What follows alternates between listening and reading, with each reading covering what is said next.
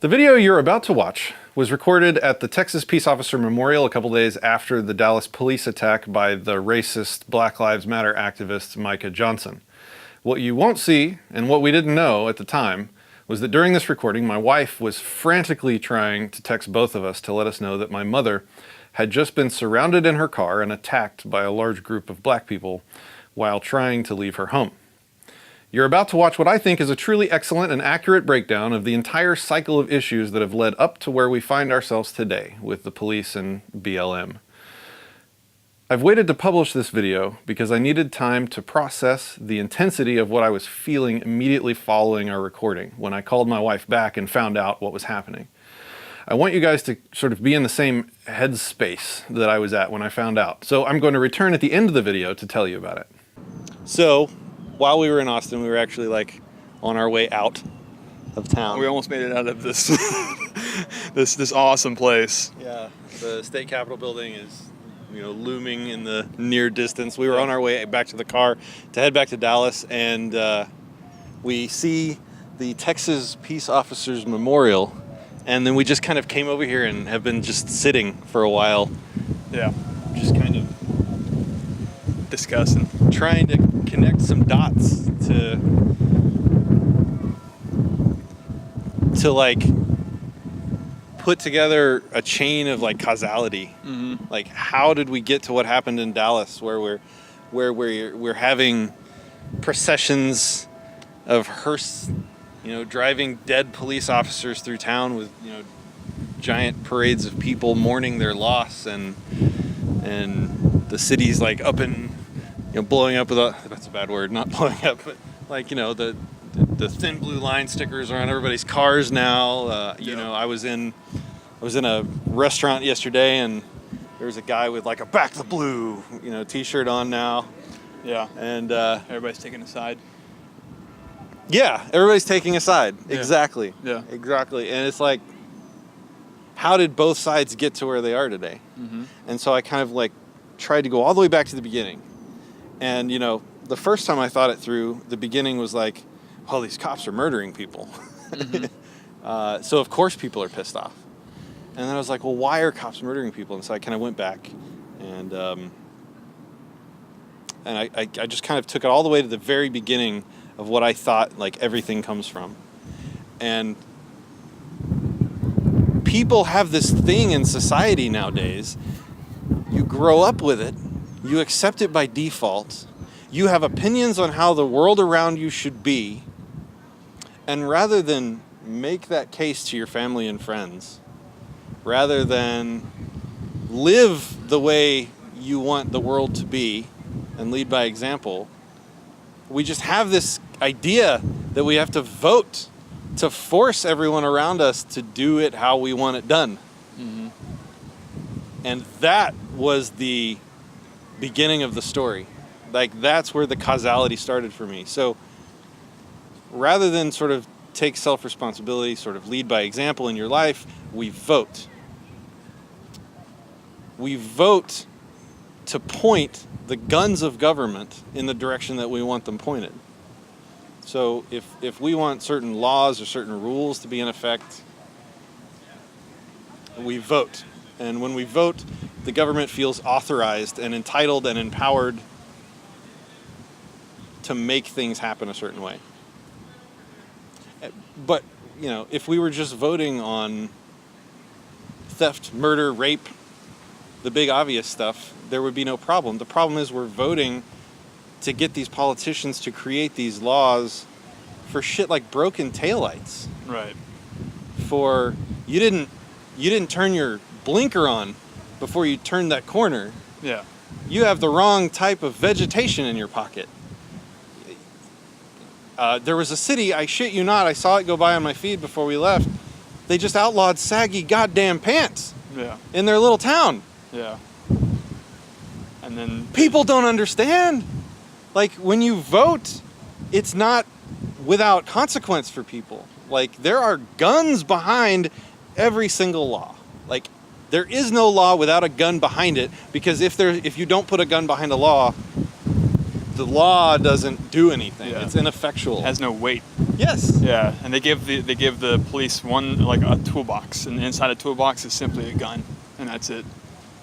There's your one option. That is the toolbox. Yeah. The government, as Cal Molinay always says, government solves problems through one way, a single way, and that is through the infliction of violence if you disobey or if you don't follow the rules. So you make a law, oh, we don't like fucking saggy pants in our town. Yeah. Well, rather than, just making that case to the people about a obviously non-issue, you make a law. Some guy wears saggy pants, a cop comes along, hey, you're wearing saggy pants. Stop, you're detained.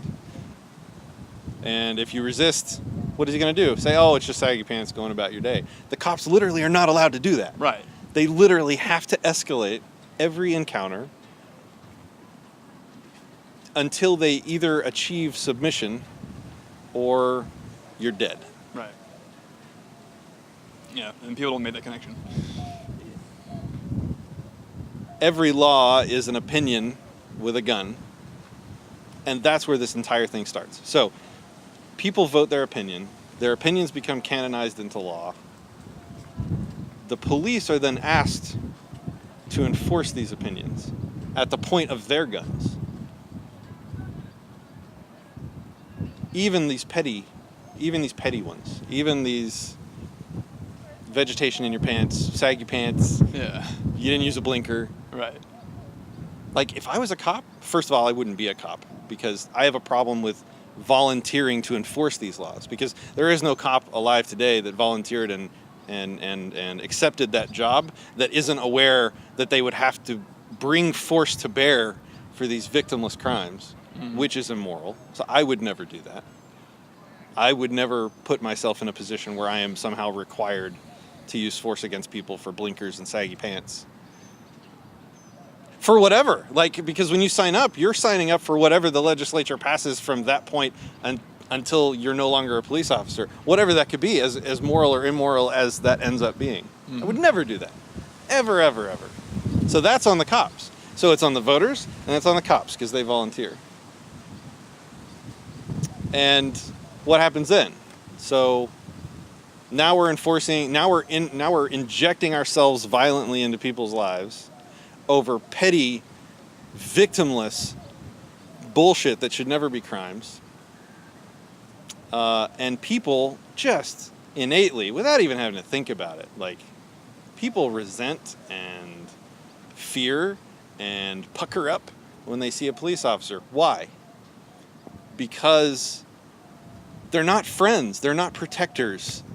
They are the guy that might rob you for $300 because your blinker isn't, your bulb's out. Yeah. In your car. Or you don't have the correct numbers on your windshield. Your sticker's out, Yeah. a little old. Yeah.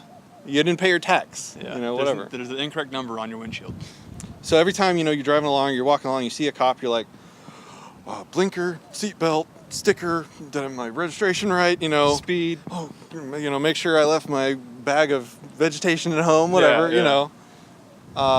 And you instantly I feel oppressed, defensive, angry that I'm having even without a cop talking to me, he's already pissed me off because he's interfered with my day. He's made me feel in danger to a certain degree. So the point is, by the people making these laws, by cops volunteering to enforce them, to be the tip of that spear, people naturally are going to resent them and hate them and fear them and loathe them. And anytime you have a group of people in a power structure with another group of people, and they're given reason to hate, you get this us versus them. Humans have this innate capacity to form tribes.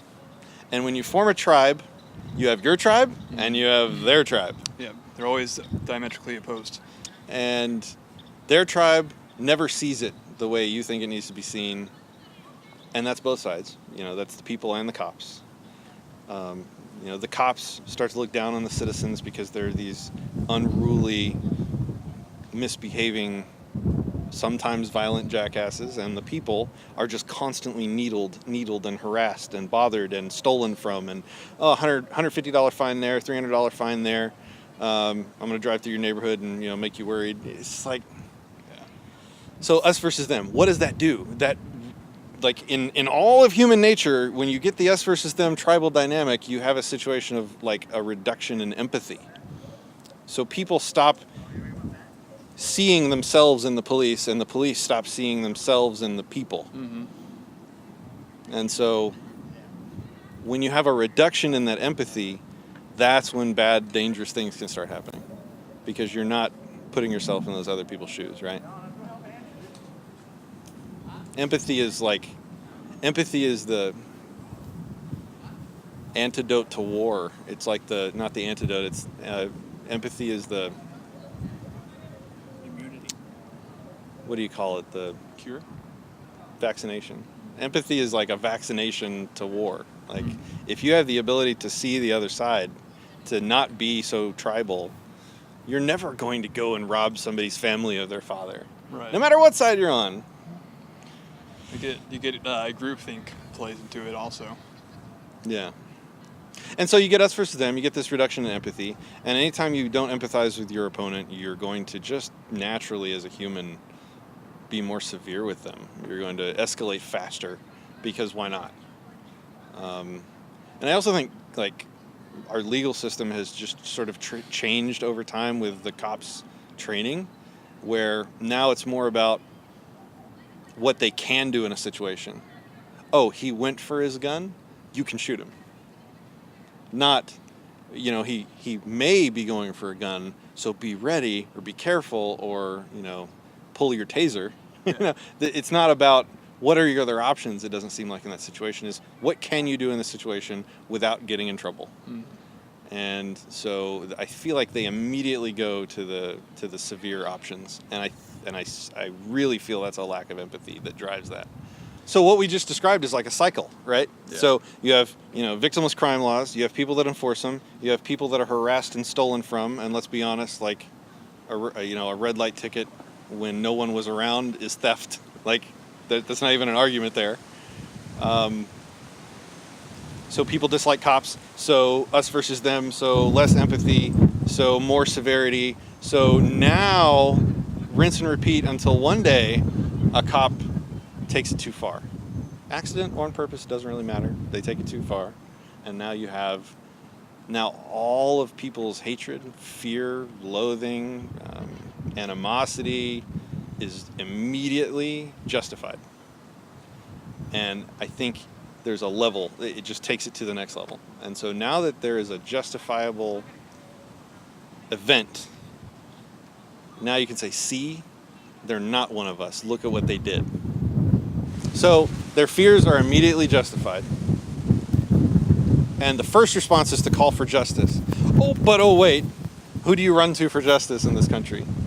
Police, the justice system. Government. People do actually seem to not connect that the police is part of the government. I don't know why they have disconnected those two groups of people, but holy shit, the police is the government. Understand that. Understand that if you have a problem with the police, you're not going to get help from the government. Yeah. Yeah. Makes sense. Yeah. And so when they call for justice, everyone knows there's this, what do they call it, the blue wall of silence or something like that. It's cops do not rat on other cops, even if they're guilty. Yeah. So immediately, now you have justified fears and concrete evidence of corruption. The state prosecutor, they work with these people every day. They're friends with them. They're biased. Police unions, all these people, the moment something bad legitimately happens, circle the wagon, which destroys everyone's faith in the entire justice system. So now it's like, why? Why is this happening? Why can't we hold these people accountable? Where is the justice? And then comes fucking the news, the media, to say, hey, is it racism? Could it be racism? What do you think? Is it racism? Yeah, just poking. And are the cops racist? And then you also have these groups that I think are raised in this environment, this like tank of, I can't speak obviously from personal experience, but there are people that are sort of immersed in this black culture, and they have leaders of the black community, which I hate that phrase in and of itself. Right. Because there's certainly no like white community. How could there possibly be a black community? I don't really get that. But so you have these leaders that just racialize everything. Mm-hmm. It's us versus them again. It's more of this, they feed that tribal mentality. They feed that us versus them. Mm-hmm. And so now we have like a group of people that feel oppressed. They have justified instances of oppression. They have a justice system failing, and so they grow in number. They explode. And so they start marching around, angry at cops, using rhetoric that's very anti-police, that's very aggressive towards these people. What does that do? Now we're at this next level, and you have people upping the rhetoric. Yeah, they're also feeling extremely helpless with any legal option that they can take. Yeah.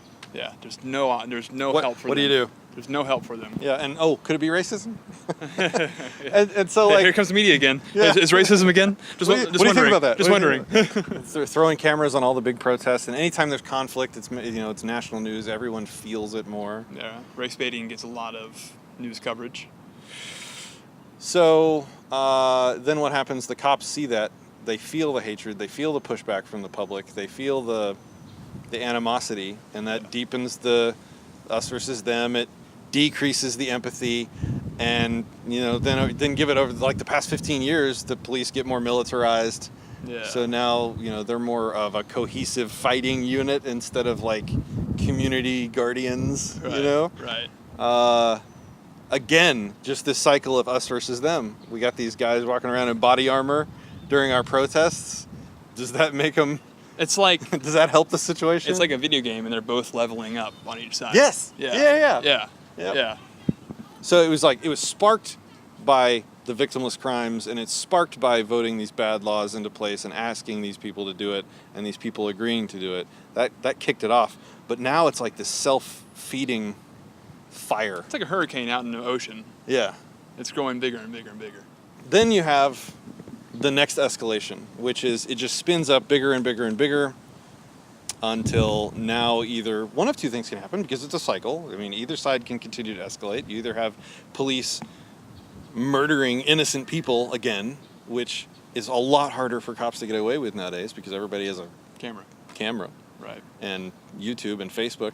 Like Friday night, it was kind of fun and awesome. This guy was in Indianapolis, maybe. He was on the street, and there was a protest. There was a cops running a alcohol stop. What do you call it? Oh, sting. Like they block off a street, and everybody that comes through, checkpoint. They check for checkpoint. Thank you. They run everybody through a checkpoint, which is just wildly immoral, right? And so what he does is he goes up the street and he holds up a sign, warning all the drivers, hey, turn now, otherwise, you're going to hit these cops up here. Yeah. The cops come and harass him. Right. For the first time in my life, I watched in real time as he live streamed the entire thing. That's good. And he had 80 people on there giving him legal advice, giving him tips on how to deal with the cops, asking for all this critical information that in the moment you're nervous because you're surrounded by police that are aggressively standing there intimidating you. Oh, yeah. They're saying, hey, what's that cop's badge number? That's so-and-so number, blah, blah, blah. That's unit number, blah, blah, blah. And so he's just like reading these people asking, and he's like real-time feedback of the situation. That's pretty cool. And so it's all on record now. Yeah, that's pretty And neat. the cops' faces are on record, and the entire situation from start to finish, everything everyone said. Yeah. If that had gone bad, which it thankfully didn't, it would have been a factual evidence situation. Yeah, but there's no greater example of a victimless crime because he's just standing there with a sign, but police are somehow able to construe that into a weird situation of him directly opposing the police and violating some kind of a law that or just basically violating their feelings. You're interfering with us, interfering with you. Yeah. So that could have. What I'm saying. Stop interfering. That could have easily escalated to something. Oh, that it wow! definitely It could shouldn't have. Wow! It totally could have. Yeah. And the cops always get attitudes like, "Oh, I see you're live streaming there." Yeah. Well, I'm live streaming too. I got my camera. It's like until it come on. gets into a pivotal point, and then all of a sudden my camera disappears. Yeah. Until something bad happens, and then the camera. Yeah. Or the other thing happens. That's like when cops escalate, either on purpose or accident. Because, I mean, like, let's be honest, a job where you are put above people in a position of power, in a position of authority, is not always going to attract the best, most healthy individuals. Right. You're going to get the bullies. You're going to get the people that seek power, that want power, even subconsciously. I'm not saying they're like evil masterminds that are looking for ways to exploit others. It's just people with bad upbringings, people that grew up, abused or bullied are going to want to grow up and become that. And that's where you find that power. And so there are absolutely, and I don't think anyone can argue with this, there are some really bully-ass cops that are there to be the power in that situation and to dominate you in that situation. Yeah. So that doesn't help. And then on the other side, you have the crap that happened in Dallas, where you've got people that grow up in this Black Lives Matter type of paradigm that are really radicalized. They're whipped into a frenzy. They feel like every single piece of society is against them. They feel legitimately like oppressed, attacked constantly, marginalized, and then you have the crazies that then really radicalize those people, like what happened with this Marine in Dallas, where the only solution to get what they want is through violence.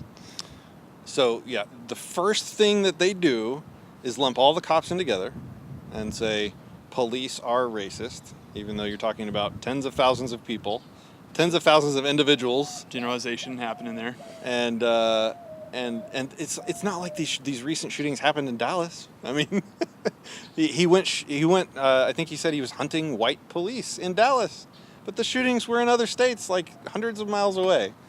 So I think it's actually important that the person group the police into one group. It makes it a lot easier for him to follow through with what he wants to do.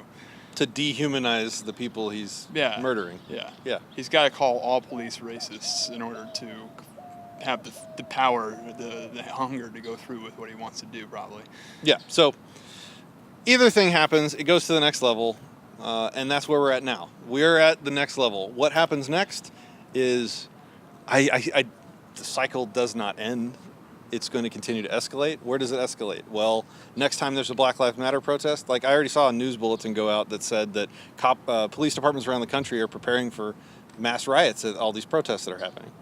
So they're escalating. Yeah. The next time one of these Black Lives Matter protests happen, you're probably going to have some guys there in riot gear. You're probably going to have people in riot gear. You might have to even go through metal detectors just to get to the place that you need to go to protest. There might be searches. They'll probably validate searches in order to get to the protesting grounds. And all of that serves to justify everything that Black Lives Matter is saying. Look at what they're doing to us. Exactly. We're just here peacefully protesting. So there goes the circle again. Yes. The hurricane is growing. Yes, exactly. It's about to hit land. Yep. So I think, next we have more killings, probably on both sides. We have, I would not be surprised if some city went on lockdown or martial law. I would not be surprised if the entire left doesn't stand on these corpses and call for gun control. Loss of liberty in general is really the outcome. I think that's the ultimate outcome of this entire situation, is that everyone loses liberty somehow. Yeah, and it's not just that group, because even though the BLM is one group, the group that the cops are against is just society as a whole. It's just the people that are not cops. That's the group that they're against, even though that's just one faction of those people. They already escalated. In the situation, they escalated. I forgot to talk about this. Well, I was going to ask you a question to set this up. I was going to be like, well, since this guy came to Dallas, or he was in Dallas, and he decided to use, the AR-15 against the police. I don't actually think it was an AR-15. It wasn't? I think it came out that it wasn't, but I'm not sure. So a rifle. Continue anyway. I'll say rifle. Probably a murder weapon. I'm not going to make a joke about the rifle, but he's using these weapons that not even some of the police don't even have. So they feel like they're outmanned. So they take things to another level. And what do they do? What do they do after they have to take it to another level? For the first time in the history of the world, a in-country, non-army police force used a drone to kill one of their citizens with a bomb. Yeah. In Dallas. 20 minutes from my house. Yeah. an explosion. I can't tell you what occurred. that feeling is An like. explosion occurred Like- to kill someone. Like the cops now have drones that blow people up. Right. And now we get into this big discussion of was that justified? You know, is the saving of the police lives worth, you know? Did they violate any of his rights at all? I don't know. I don't think so because he was shooting people. Yeah. So there's that. I mean, I think the certain amount of it was justified, but it's also scary because it opens up precedents. a lot of stuff that could Yeah. go wrong with this. So, Right. It's in the arsenal now. well, again, this is what can we do in a situation, not what's the least force we could use to resolve this situation. It's kind of like our What's the whole- least force they could have used? Yeah. Just barricade the guy in where he was already barricaded. Yeah. Starve him out. Yeah. Throw some tear gas in there. Throw some, Flashbangs. flashbangs, sleeping gas. Yeah. Like send that drone in with a little dart gun, knock him out. It's like our law system is the common law system. So once one court case is won, they'll use that court case to win other court cases in the future. So if we've used a drone, it's hard to go back from using a drone, and in whatever instance you can justify it. Yeah, exactly. The thing that scares me about it is that now the next time this happens, rather than examining all the options they would have They examined, go straight to this one. they'll just go It's straight to the easiest drone one. because it's safe for them. Yeah. Right, Yeah. because it It's- saves. Not safe for the people. Yeah. But it saves police officers. So Right. that's the obvious choice. Who wins right now? Who's winning? Who's winning right now? Who's benefiting? The government. The media and the Okay. government. Yeah. Media's making fat stacks. Like I told you guys earlier, like the first time I laid eyes on Fox News broadcast in 2 years, it's been like 2 years since I've even looked at TV, was when all this stuff was going down. Click over to their webpage, see the live stream of what's happening. They are getting eyeballs like never before when this stuff goes down. So it makes them money to cover as much of this as possible, to make these groups get as much attention as they need to make them grow, exacerbate the situation, call attention to all the violence, because the bigger it gets, the more eyeballs they get. They get to run that story for a week. They got that airtime covered now. There's no problems. Yep, money's in, eyeballs are in, Yeah. cycle continues. Yeah. What I wanted to ask you is that being voluntarist, you have this viewpoint that not many people have. So I find it kind of hard to talk to people about this issue because like these two groups, they've taken a side also. They've either taken a cop side or they've taken the BLM side, and we're never on either of those sides. We're always on a third side, Yeah. and so whatever you say to them is going to piss them off, no matter who they are. Yes. Yeah. Yeah. So it's hard to bring up a point because all you're going to say is like, I don't agree with any of you, Yeah. and just saying that will trigger someone, and they'll freak out. They're like, because you have to agree with them. If you're not with them, you're against them. Us versus them. Yeah. Maybe that's the theme of this entire talk. But is like it's stupid because it's like I'm the eff- not against you. the I'm- effects of us versus them in humans. Yeah, I'm not against you. Case study. I'm against both of you. I don't think what any of you are doing wrong, but because you're against them specifically, you're the other side. You're the other. Yeah. Yeah, Milgram experiments is what it reminds me of. Yeah. We need to do a show on that. That's Yeah. fascinating and terrifying. Yeah. So it's hard to bring up a point because there's so many emotionally charged viewpoints in this one debacle that we're having. But yeah. So who's wrong? Who's at fault? Whose fault is all this? I don't know. I think it's hard to point to one. I think it's everybody. Yeah. Yeah. Like every single person we just talked to is a link in this chain that if that link was broken, this cycle would stop. Mm-hmm. And we probably wouldn't have been where we are. Yeah. So let's back it up. Cops using drones to kill people without due process, it's scary. We would have to really think about that more and examine what happened to determine the morality. But the guy that killed cops, racist. Immoral, racist. Did evil things, killed people that weren't initiating force on him. Right? Mm-hmm. I think that's a fair statement, right? I mean, the only time that gets a little muddy is if you like go into their job, right? So if the cops initiate force on peaceful people as a matter of course during the day, then they're not really that innocent. But how long after the fact can you retaliate? I don't think that really applies here. I think you have people that were unrelated to any events that these people are pissed off about, people that aren't necessarily racists, because you don't know who these people are. They're probably just normal people. You murdered them. So if that guy hadn't been a racist or a murderer, I mean, that's obviously the most direct answer, right? So that before then, you got to talk about the cops that are murdering people. You have police officers in positions of power taking innocent lives over fucking brake lights. Yeah. That is immoral. That is evil. Equally evil. And it's not like this guy shares 10% of the blame and this group shares 10 or 15% of the blame. They are both 100% culpable for those crimes. 100% murderers. Yes. Yeah. Yes. Yeah. And the fact that the justice system doesn't hold them accountable, I don't really even count as a link in the chain, because it's an immoral force-based system anyway. Right. So before that, you have cops volunteering to do these jobs, to enforce victimless crimes, which by definition means that as a matter of course in their day-to-day life, they will be initiating force on peaceful people because they were told to, they thought it was the right thing to do, whatever, it doesn't really matter. That's immoral. And then, let's not forget, voters, and I think this might be the most profound realization that I came to, is that if the mass populace really understood what they were doing with their vote. What's the end result of this vote? You can't just think of the face value. You gotta dive deep. That is it. If I had to headline this entire talk, it is that we are looking at the end result of using the violence of government to get your way. I think that is the lesson I've learned. Right. Now, the more people we can connect that dot and say, here's the entire story arc. It starts with you voting. It starts with you forcing your opinions on other people with the force and guns of government, and it ends in riots and murders. Yeah, that connection needs to be made, because no one's making that connection right now.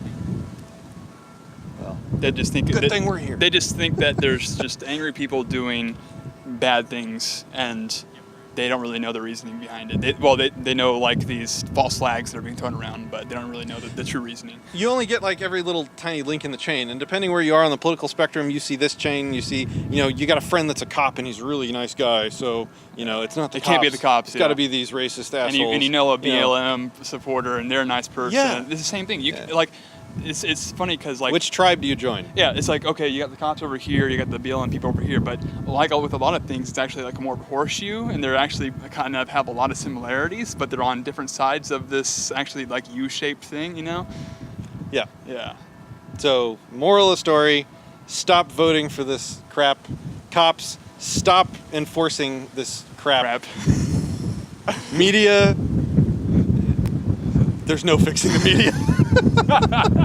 Their profit motive is tied to exacerbating every problem they find. Stop spreading this crap. But I think they are their own sort of vaccination. People are just starting to get used to ignoring the media more. I think that will kind of self-regulate. Right. Yeah. Realize the effects of voting. This is the effects of voting. I think with the Black Lives Matter, it's stop believing this crap. It's you're force-fed this bullshit that drives this anger, and it's just it's false. But how do you do that? How do you prove to people that think the world is racist that the world is not racist? Facts, truth. Nah, that doesn't work. I mean, it's nope. you gotta present that in some way, because because your facts are racially biased is what they'd say. Okay, well, I can't argue with a schizophrenic. I don't know what to say. There is a lot of ignorance going on. Yeah. There is a lot. All right. So I just finished trying for 45 minutes or so to zoom way out, to empathize with everyone from all angles, to gain a real understanding of where everyone's coming from, to really feel the various motivations involved. So I'm feeling really zen on location right now. I got the whole thing figured out. Humanity's problem is its built-in tribal mentality, this us versus them garbage. That if we could just get people to flip on their empathy machines for 5 seconds, we could probably put an end to most of our troubles. And then I turn my phone back on after we're done recording, and I begin getting the text messages. I find out that my mom had just attempted to leave her home on the way to church and was blocked from leaving by a large group of black people, who then became upset that she was trying to pass them. They surrounded her car and at one point actually punched her car. Now, most of you haven't met my mother, so I need to tell you that she's one of the most peaceful, passive, non-aggressive, flight before fight people you've ever met. She actively goes out of her way to avoid even the thought of offending someone, much less out and out conflict.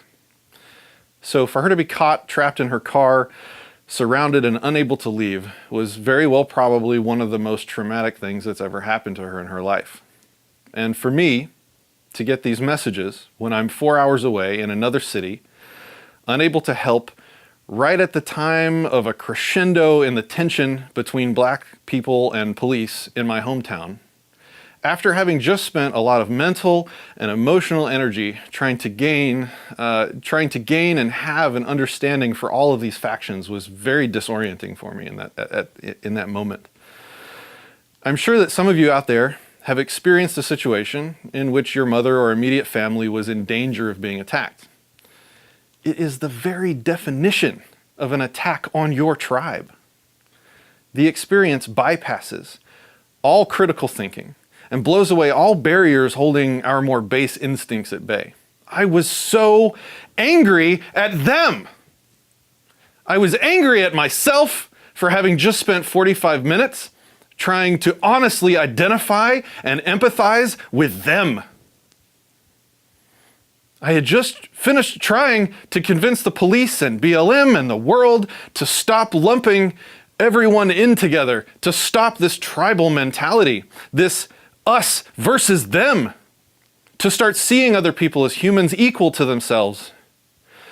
And now this group just attacked me and my tribe, my people, my family. My family had been attacked by Black Lives Matter. All of us talked about it for most of the ride home. I went through life seeing red at anyone even remotely connected to BLM for many days after. It took a long time for me to see that what had happened to me and inside myself, my empathy had been zeroed out, drained away, stolen. In the instant it took to read a text message, all of my high-minded ideas on tribalism and seeing the whole world, seeing the whole picture, just vaporized. The very thing I was criticizing in others had taken me over.